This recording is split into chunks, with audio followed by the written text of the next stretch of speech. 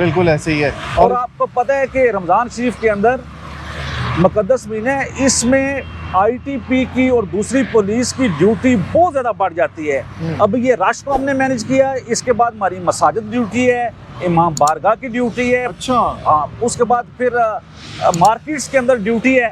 तो तमाम road user जो मेरी आवाज़ सुन रहे हैं, उनसे मेरी रिक्वेस्ट है कि ट्रैफिक कवानीन को फॉलो करें। ये हमदर्दी का महीना है, डिसिप्लिन का महीना है। तो रोज़ा एक डिसिप्लिन का नाम है, बिल्कुल। नमाज एक डिसिप्लिन का नाम है, तो वो डिसिप्लिन रोड्स के ऊपर भी नज़र आना चाहिए। एक कतार में जाएं, मुनासिब स्पीड रखें, और अगर कोई गाड़ी ख़राब हो जाती है उसकी मदद करें।